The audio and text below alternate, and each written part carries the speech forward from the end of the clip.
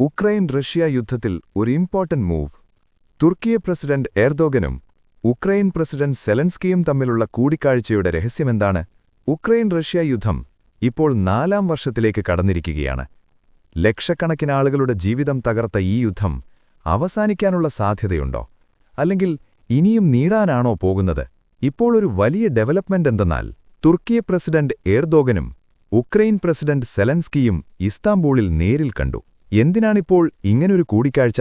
Energy security, black see സുരക്ഷ, piece talks എന്നിവയിലായിരുന്നു ചർച്ച എന്നാണ് അറിയിപ്പ്. പക്ഷേ ഈ കൂടിക്കാഴ്ചയ്ക്ക് പിന്നിൽ വലിയ ജിയോപൊളിറ്റിക്കൽ ഗെയിമുണ്ടോ? നമുക്ക് വിശദമായി നോക്കാം. എന്താണ് സംഭവിച്ചത്? ഈ മീറ്റിംഗ് നടന്നത് ഇസ്താംബൂളിലെ പ്രശസ്തമായ ഡോളംബഖ്തെ പാലസിലായിരുന്നു. ഇതൊരു സാധാരണ സ്ഥലമല്ല. മുമ്പ് റഷ്യ-ഉക്രൈൻ പീസ് ടോക്സ് നടന്നതും ഇവിടെ തന്നെയാണ്.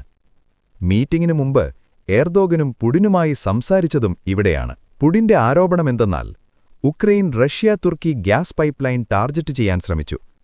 ഈ പൈപ്പ് ലൈൻ യൂറോപ്പിലേക്ക് ഗ്യാസ് സപ്ലൈ ചെയ്യുന്ന പ്രധാന മാർഗമാണ്. ഇത് അറ്റാക്ക് ചെയ്താൽ യൂറോപ്പ് എനർജി ക്രൈസിസ് നേരിടേണ്ടിവരും. അതായത്, ഈ കോൺഫ്ലിക്റ്റ് ഇനിയൊരു വാർ മാത്രമല്ല, ഗ്ലോബൽ എനർജി വാറായി മാറുകയാണ്. എന്താണ് ചർച്ച ചെയ്തത്? എർദോഗനും സെലൻസ്കിയും മീറ്റിംഗിൽ ഫോക്കസ് ചെയ്ത കാര്യങ്ങൾ: ബ്ലാക്ക് സീ നാവിഗേഷൻ സെക്യൂരിറ്റി, കടൽ വഴി ഷിപ്പിംഗ് സേഫ് ആക്കണം, കാരണം ഗ്രെയിൻ എക്സ്പോർട്ട് ഇതിലൂടെ നടക്കുന്നു, എനർജി സപ്ലൈ സുരക്ഷ, ഗ്യാസ് ഫ്ലോ നിർത്തരുത്, പൈപ്പ് ലൈൻ സുരക്ഷിതമാക്കണം, പീസ് എഫേർട്സ്, യുദ്ധം അവസാനിപ്പിക്കാൻ മാർഗങ്ങൾ കണ്ടെത്തുക. സെലൻസ്കി പറഞ്ഞത്, തുർക്കിയും ഉക്രൈനും ചേർന്ന് ഗ്യാസ് ഇൻഫ്രാസ്ട്രക്ചർ ഡെവലപ്പ് ചെയ്യാൻ പദ്ധതിയുണ്ടെന്നാണ്. പുതിയ ഗ്യാസ് ഫീൽഡ്സ് എക്സ്പ്ലോർ ചെയ്യാനും ആലോചിക്കുന്നു. ഇതെന്താണ് സൂചിപ്പിക്കുന്നത്? ഉക്രൈൻ ഫ്യൂച്ചർ എനർജി ഇൻഡിപെൻഡൻസ് ലക്ഷ്യമിടുന്നു. ഈസ്റ്റർ സീസ് ഫയർ ട്വിസ്റ്റ്. ഇവിടെ ഒരു ഇൻട്രസ്റ്റിംഗ് ട്വിസ്റ്റുള്ളത്, ഉക്രൈൻ പ്രൊപ്പോസ് ചെയ്യുന്നത് ഓർത്തഡോക്സ് ഈസ്റ്റർ സമയത്ത് സീസ് ഫയർ ഉണ്ടാവുക എന്നതാണ്. എനർജി ഇൻഫ്രാസ്ട്രക്ചർ അറ്റാക്ക് നിർത്തുക. ഇതൊരു സിംബോളിക് പീസ് ഗെസ്റ്ററാണ്. പക്ഷേ റഷ്യയുടെ നിലപാടെന്തെന്നാൽ, ക്ലിയർ പ്രൊപ്പോസൽ ഒന്നും ലഭിച്ചിട്ടില്ല എന്നാണ്. അവർക്ക് ടെമ്പററി സീസ് ഫയർ വേണ്ട, പെർമനന്റ് സൊല്യൂഷനാണ് ആവശ്യപ്പെടുന്നത്. അതായത്, ഇരുവശവും സെയിം പേജിലല്ല. Ground reality. ഇപ്പോൾ യുദ്ധത്തിന്റെ റിയൽ പിക്ചർ എന്തെന്നാൽ, 2022 മുതൽ തുടങ്ങിയ കോൺഫ്ലിക്റ്റ് ഇപ്പോഴും ശക്തമായി തുടരുന്നു. ഉക്രൈൻ റഷ്യയുടെ എനർജി ഫെസിലിറ്റീസ് അറ്റാക്ക് ചെയ്യുന്നു. Russia Ukraine power plants target ചെയ്യുന്നു. ഇതിന്റെ ഇംപാക്റ്റ് മില്യൺസ് ഓഫ് ആളുകൾക്ക് ഇലക്ട്രിസിറ്റിയില്ല. Heating systems ഡാമേജായി. വിന്ററിൽ വലിയ പ്രശ്നങ്ങളാണ്. എനർജി ഇപ്പോൾ വെപ്പണായി ഉപയോഗിക്കുന്നു. ഇത് മോഡേൺ വാർഫെയറിന്റെ ഒരു പുതിയ രൂപമാണ്. തുർക്കിയുടെ റോൾ എന്താണ്? തുർക്കി നാറ്റോ മെമ്പറാണ്, പക്ഷേ റഷ്യയുമായും നല്ല ബന്ധം മെയിൻറ്റെയിൻ ചെയ്യുന്നു. ഉക്രൈനെയും സപ്പോർട്ട് ചെയ്യുന്നു.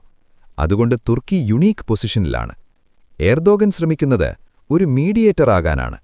പീസ് ടോക്സ് ഫെസിലിറ്റേറ്റ് ചെയ്യാനും ബ്ലാക്ക് സീ സ്റ്റെബിലിറ്റി ഉറപ്പാക്കാനുമാണ്.